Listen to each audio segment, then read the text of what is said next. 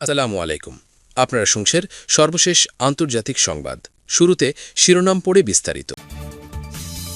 যুদ্ধ শুরু করলে নিয়ন্ত্রণ করতে পারবেন না ট্রাম্প, ইরানের হুঁশিয়ারি। ইরানে গুপ্তচর বৃত্তির অভিযোগে একজনের মৃত্যুদণ্ড কার্যকর। মিনিয়েপলিসের উত্তপ্ত পরিস্থিতি সামালতে হিমশিম খাচ্ছেন ট্রাম্প। ইরানে মার্কিন হামলা হলে কি ঘটবে, সম্ভাব্য 7 চিত্রপট।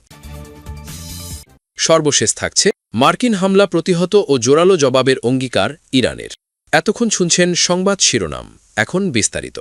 তার আগে অনুরোধ থাকবে ভিডিওতে লাইক দিন এবং ভিডিও সম্পর্কে আপনার গুরুত্বপূর্ণ মতামত কমেন্ট করে জানিয়ে দিন।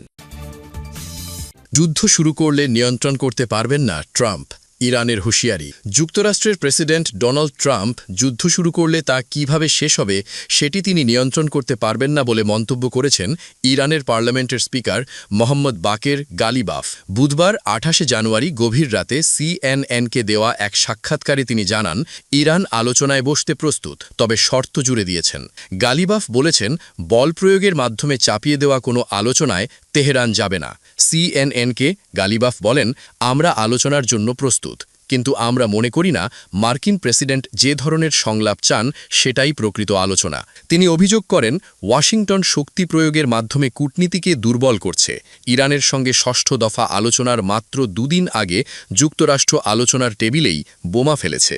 গালিবাফ স্পষ্ট করে বলেন, যতক্ষণ পর্যন্ত ইরানি জনগণের অর্থনৈতিক অধিকার নিশ্চিত করা না হবে ততক্ষণ কোনো আলোচনা নয়। আমরা নির্দেশনাকে আলোচনা বলে মনে করি না। সামরিক চাপের মধ্যে চালানো আলোচনা উত্তেজনা আরও বাড়াবে বলে মনে করেন তিনি। গালিবাফের ভাষ্য, যুদ্ধের ছায়ায় পরিচালিত আলোচনা কেবল উত্তেজনাই বাড়ায়। যদি ট্রাম্প নোবেল শান্তি পুরস্কার চান তাহলে তাকে তার চারপাশের যুদ্ধবাজ ও আত্মসমর্পণের পক্ষপাতীদের থেকে দূরে থাকতে হবে। গালিবাফের এই মন্তব্যগুলো এসেছে এমন এক সময় যখন ট্রাম্প দাবি করেন একটি বিশাল নৌবহর ইরানের দিকে অগ্রসর হচ্ছে। ট্রাম্প সময় ফুরিয়ে যাচ্ছে বলে হুঁশিয়ারি দিয়ে তেহরানকে আলোচনার টেবিলে আসার আহ্বান জানিয়েছেন। ইরানে গুপ্তচর বৃত্তির অভিযোগে একজনের মৃত্যুদণ্ড কার্যকর। ইসরায়েলের গোয়েন্দা সংস্থা মোসাদের হয়ে গুপ্তচর বৃত্তির দায়ে দোষী সাব্যস্ত এক ব্যক্তির মৃত্যুদণ্ড কার্যকর করেছে ইরান। বুধবার 28 জানুয়ারি দেশটির বিচার বিভাগ এ তথ্য জানিয়েছে। খবর বার্তা সংস্থা এএফপির বিচার বিভাগের সংবাদ সংস্থা মিজান জানায়, 2025 সালের এপ্রিল মাসে গ্রেফতার হওয়া হামিদ রেজা সাবেদ ইসমাইলপুরকে ভোরে ফাঁসি দেওয়া হয়। তার বিরুদ্ধে মোসাদের এক এজেন্টের কাছে তথ্য সরবরাহের অভিযোগ প্রমাণিত হয়। মানবাধিকার সংগঠনগুলো এর আগে জানায়, গত জুনে ইরান ও ইসরায়েলের 12 দিনের যুদ্ধের পর একই ধরনের অভিযোগে অন্তত 12 জনকে ফাঁসি দেওয়া হয়েছে। সংগঠনগুলো আরও উদ্বেগ জানিয়েছে যে চলতি মাসে বিক্ষোভের সময় গ্রেফতার হওয়া অনেকেই মৃত্যুদণ্ডের মুখে পড়তে পারেন। বিচার বিভাগ ইতোমধ্যে ইঙ্গিত দিয়েছে যে আটক কয়েকজনের বিরুদ্ধে মৃত্যুদণ্ডযোগ্য অপরাধের অভিযোগ আনা হতে পারে। গত ডিসেম্বরের শেষ দিকে জীবনযাত্রার ব্যয় বৃদ্ধির উদ্বেগ থেকে ইরানে বিক্ষোভ শুরু হয়। পরে তা ইসলামী প্রজাতন্ত্র বিরোধী গণ আন্দোলনে রূপ নেয়। মানবাধিকার সংগঠনগুলোর দাবি, দমন অভিযানে অন্তত কয়েক হাজার মানুষ নিহত হয়েছে এবং বিপুল সংখ্যক মানুষকে গ্রেফতার করা হয়েছে। সংবাদ সংস্থা মিজান জানায়, ইসমাইলপুর মোসাদের সঙ্গে গোয়েন্দা তথ্য ভাগাভাগি করেন। ইরানের ক্ষেপণাস্ত্র স্থাপনায় নাশকতামূলক অভিযান চালাতে সহায়তার উদ্দেশ্যে তিনি সরঞ্জাম কেনেন এবং বিস্ফোরক বোঝাই যানবাহন স্থানান্তরের সঙ্গেও যুক্ত ছিলেন। গত 7 জানুয়ারি ইসরায়েলের হয়ে গুপ্তচর বৃত্তির অভিযোগে ইরানের সর্বশেষ মৃত্যুদণ্ড কার্যকর হয়। ওই দিন আলী আরদেস্তানি নামের এক ব্যক্তিকে মোসাদের কাছে তথ্য দেওয়ার দায়ে ফাঁসি দেওয়া হয়। মানবাধিকার সংগঠনগুলোর তথ্যমতে চীনের পর ইরানই বিশ্বের সবচেয়ে বেশি মৃত্যুদণ্ড কার্যকর করা দেশ। এনজিও ইরান হিউম্যান রাইটসের হিসেব অনুযায়ী গত বছর দেশটিতে অন্তত 1500 জনকে ফাঁসি দেওয়া হয়েছে। যুদ্ধের পর ইসরায়েলের সঙ্গে সহযোগিতার সন্দেহে গ্রেফতারকৃতদের দ্রুত বিচার সম্পন্ন করার অঙ্গীকার করেছে তেহরান। ইত্তেফাক মা মিনিয়াপলিসের উত্তপ্ত পরিস্থিতি সামলাতে হিমশিম খাচ্ছেন ট্রাম্প। যুক্তরাষ্ট্রের মিনেসোটা অঙ্গরাজ্যের মিনিয়াপলিস শহরে 2 বেসামরিক ব্যক্তিকে গুলি করে হত্যার ঘটনায় জড়িত 2 ইমিগ্রেশন এজেন্টকে ছুটিতে পাঠানো হয়েছে বলে বুধবার 28 জানুয়ারি জানিয়েছে ট্রাম্প প্রশাসন। এদিকে পরিস্থিতি শান্ত করার প্রতিশ্রুতি দিলেও শহরের মেয়রের বিরুদ্ধে আক্রমণাত্মক মন্তব্য অব্যাহত রেখেছেন প্রেসিডেন্ট ট্রাম্প। খবর বার্তা সংস্থা এএফপির।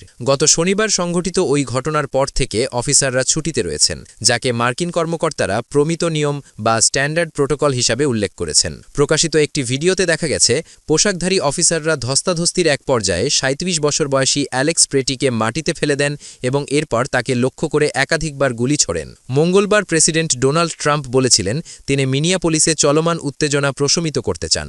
উল্লেখ্য, প্রেসিডেন্ট ট্রাম্পের কঠোর অভিবাসন বিরোধী অভিযানের কেন্দ্রবিন্দু হয়ে উঠেছে এই শহরটি। বুধবার ৭৯ বছর বয়সী এই রিপাবলিকান প্রেসিডেন্ট মিনিয়াপোলিসের মেয়রের উপর চড়াও হন। সন্দেহভাজন অবৈধ অভিবাসীদের খুঁজে বের করতে ফেডারাল কর্তৃপক্ষকে সহযোগিতা না করার বিষয়টিকে তিনি আইনের অত্যন্ত গুরুতর লঙ্ঘন বলে অভিহিত করেন। ট্রাম্প সামাজিক যোগাযোগ মাধ্যমে লেখেন, মেয়র জেকব ফ্রে আগুন নিয়ে খেলছেন। পেশায় আইসিইউ নার্স অ্যালেক্স প্রেটিকে গুলি করে হত্যার ঘটনাটি রাজনৈতিক অঙ্গনের সব পক্ষ থেকেই তীব্রভাবে নিন্দিত হয়েছে। যদিও হোয়াইট হাউস কর্মকর্তারা শুরুতে এই হত্যাকাণ্ডকে ন্যায়সঙ্গত হিসাবে প্রমাণের চেষ্টা করেছিলেন। জনরোষ দমানোর প্রচেষ্টায় ট্রাম্প মিনিয়াপোলিসে মোতায়েন করা ইমিগ্রেশন এজেন্টদের নেতৃত্বের রদবদল করেছেন। তিনি সেখানে আগ্রাসী মেজাজের গ্রেগ বোভিনোর পরিবর্তে নীতি নির্ধারণী কাজে অভিজ্ঞ বর্ডার জার হিসাবে পরিচিত টম হোম্যানকে দায়িত্ব দিয়েছেন। বোভিনো টিভিতে প্রচারিত তার আক্রমণাত্মক অভিযানের জন্য বেশ পরিচিত ছিলেন। ইরানে মার্কিন হামলা হলে কি ঘটবে? সম্ভাব্য ৭ চিত্রপট। মধ্যপ্রাচ্যের আকাশে আবারও ঘনীভূত হচ্ছে যুদ্ধের কালো মেঘ। মার্কিন হনতরী আব্রাহাম লিঙ্কন বর্তমানে পারস্য উপসাগরে অবস্থান করছে। ফলে ইরানের উপর মার্কিন হামলার হুমকি এখন আর কেবল কথার লড়াইয়ে সীমাবদ্ধ নেই, বরং যে কোনো মুহূর্তে তা বাস্তবে রূপ নিতে পারে বলে আশঙ্কা করা হচ্ছে। প্রেসিডেন্ট ডোনাল্ড ট্রাম্প যদি শেষ পর্যন্ত হামলার নির্দেশ দেন, তবে এর পরিণতি কী হতে পারে? বিবিসির তথ্য ও বর্তমান ভূ রাজনৈতিক প্রেক্ষাপট বিশ্লেষণ করে উঠে এসেছে সম্ভাব্য ৭টি চিত্রপট। সার্জিক্যাল স্ট্রাইক ও কথিত গণতন্ত্রের স্বপ্ন। যুক্তরাষ্ট্রের প্রথম লক্ষ্য হতে পারে ইরানের পরমাণু স্থাপনা এবং IRGC এর ঘাঁটিগুলোতে নিখুঁত হামলা চালানো। লক্ষ্য হবে বর্তমান সরকারকে হটিয়ে কথিত গণতন্ত্র প্রতিষ্ঠা করা। তবে ইরাক ও লিবিয়ার ইতিহাস বলছে, বিদেশি হস্তক্ষেপে গণতন্ত্রের বদলে অনেক সময় দীর্ঘমেয়াদী রক্তক্ষয় ও অরাজকতা নেমে আসে। শাসন ব্যবস্থার টিকে থাকা ও নীতি পরিবর্তন, যাকে বলা হচ্ছে ভেনেজুয়েলা মডেল। অর্থাৎ হামলা হলেও ইরানের বর্তমান সরকার টিকে থাকবে, কিন্তু তারা মধ্যপ্রাচ্যে হিজবুল্লাহ বা হুথি বিদ্রোহীদের সমর্থন কমিয়ে দিতে বাধ্য হবে। তবে গত ৪৭ বছরের ইতিহাস বলছে ইরানের বর্তমান নেতৃত্ব সহজে নতি স্বীকার করার পাত্র নয়। সামরিক শাসন জারি। ইরানের ভেতরে বর্তমানে ব্যাপক গণবিক্ষোভ চলছে। অর্থনৈতিক ধস এবং দমনপীড়নে এ পর্যন্ত প্রায় ৩০,০০০ মানুষ নিহত হয়েছে বলে বিভিন্ন মানবাধিকার সংস্থা দাবি করছে। যদি সরকারের পতন ঘটে, তবে ক্ষমতার শূন্যতা পূরণে IRGC বা সেনাবাহিনী সরাসরি ক্ষমতা দখল করতে পারে। আঞ্চলিক প্রতিশোধ ও প্রতিবেশী দেশগুলোতে আঘাত। ইরান হুঁশিয়ারি দিয়েছে, হামলা হলে তাদের আঙুল থাকবে ট্রিগারে। ইরানের বিশাল ব্যালিস্টিক মিসাইল ও ড্রোন ভান্ডার কাতার, বাহরাইন বা জর্ডানের মতো মার্কিন মিত্রদের লক্ষ্যবস্তু করতে পারে। ২০১৯ সালের সৌদি আরামকো হামলার স্মৃতি এখনও আরব বিশ্বের দেশগুলোকে আতঙ্কিত করে রাখে। পারস্য উপসাগরে মাইন হামলা ও জ্বালানি সংকট। বিশ্বের প্রায় ২০ থেকে ২৫% তেল সরবরাহ হয় হরমুজ প্রণালী দিয়ে। ইরান যদি এখানে মাইন পেতে দেয়, তবে বিশ্ববাজারে তেলের দাম আকাশচুম্বী হবে। ইতিমধ্যেই আজ ২৯ জানুয়ারি আন্তর্জাতিক বাজারে ব্র্যান্ড ক্রুডের দাম বেড়ে প্রতি ব্যারেল $৬৯.৩৪ দাঁড়িয়েছে। মার্কিন যুদ্ধজাহাজ ডুবিয়ে দেওয়া বা সোয়ার্ম অ্যাটাক। ইরান সরাসরি যুদ্ধে যুক্তরাষ্ট্রের শক্তির সমান না হলেও অ্যাসিমেট্রিক ওয়ারফেয়ার বা গেরিলা কায়দায় আক্রমণ করতে পারে। শত শত ছোট দ্রুতগামী বোট বা ড্রোনের মাধ্যমে তারা মার্কিন যুদ্ধজাহাজকে ঘিরে ফেলতে পারে। Swarm attack. ২০০০ সালে USS কোলের ওপর আল কায়েদার হামলার মতো কোনো ঘটনা ঘটলে তা হবে আমেরিকার জন্য বড় অপমান। চরম বিশৃঙ্খলা ও গৃহযুদ্ধ। প্রায় ৯,৩০,০০,০০০ জনসংখ্যার দেশ ইরান যদি সিরিয়া বা লিবিয়ার মতো গৃহযুদ্ধে জড়িয়ে পড়ে, তবে মধ্যপ্রাচ্যে এমন এক মানবিক ও শরণার্থী সংকট তৈরি হবে যা সামলানো বিশ্বের জন্য অসম্ভব হয়ে পড়বে। যুদ্ধ শুরু করা সহজ, কিন্তু শেষ করা কঠিন। প্রেসিডেন্ট ট্রাম্পের এই আর্মাডা ডিপ্লোম্যাসি কি ইরানকে আলোচনার টেবিলে আনবে, নাকি মধ্যপ্রাচ্যকে এক মহাপ্রলয়ের দিকে ঠেলে দেবে, তা সময়ই বলে দেবে। মার্কিন হামলা প্রতিহত ও জোরালো জবাবের অঙ্গীকার ইরানের। ইরানের পররাষ্ট্রমন্ত্রী আব্বাস আরাগচি বুধবার ২৮ জানুয়ারি সতর্ক করে বলেছেন, যে কোনো মার্কিন সামরিক অভিযানের তাৎক্ষণিক ও জোরালো জবাব দেবে তার দেশের সশস্ত্র বাহিনী। এক্ষেত্রে তিনি তেহরানের পারমাণবিক কর্মসূচি নিয়ে নতুন কোনো চুক্তির সম্ভাবনাকেও একেবারে উড়িয়ে দেননি। মার্কিন প্রেসিডেন্ট ডোনাল্ড ট্রাম্প ইরানের সঙ্গে সামরিক সংঘাত এড়ানোর সময় ফুরিয়ে আসছে এমন ঘোষণা দেওয়ার প্রতিক্রিয়ায় আরাগচি এই ধরনের মন্তব্য করলেন। খবর বার্তা সংস্থা এএফপির। ইসলামী প্রজাতন্ত্রের শীর্ষ কূটনীতিক আব্বাস আরাগচি সতর্ক করে বলেছেন, মার্কিন হামলার শক্তিশালী জবাব দিতে তাদের সশস্ত্র বাহিনীর আঙুল ট্রিগারের উপর রয়েছে। তবে ট্রাম্পের ভাষার সঙ্গে অনেকটা মিল রেখেই তিনি নতুন পরমাণু চুক্তির মাধ্যমে অচলাবস্থা নিরসনের একটি সম্ভাব্য সমঝোতায় পৌঁছানোর কথা উল্লেখ করেছেন।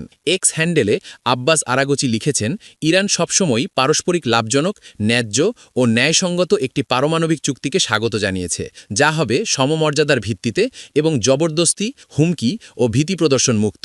এমন চুক্তি যা প্রীতিপূর্ণ পারমাণবিক প্রযুক্তিতে ইরানের অধিকার নিশ্চিত করবে এবং গ্যারান্টি দেবে যে এতে কোনো পারমাণবিক অস্ত্র সম্পৃক্ত থাকবে না। আরাগচি আরও বলেন, আমাদের নিরাপত্তা সমীকরণে এই ধরনের অস্ত্রের কোনো স্থান নেই এবং আমরা কখনোই তা অর্জনের চেষ্টা করিনি। তেহরানের এই দীর্ঘদিনের দাবি পশ্চিমারা প্রত্যাখ্যান করে আসলেও আরাগচি আবারও জোর দিয়ে বলেন, তাদের কর্মসূচি শুধুমাত্র গবেষণা ও বেসামরিক জ্বালানি খাত উন্নয়নের জন্য। বিশাল রণতরী বহর।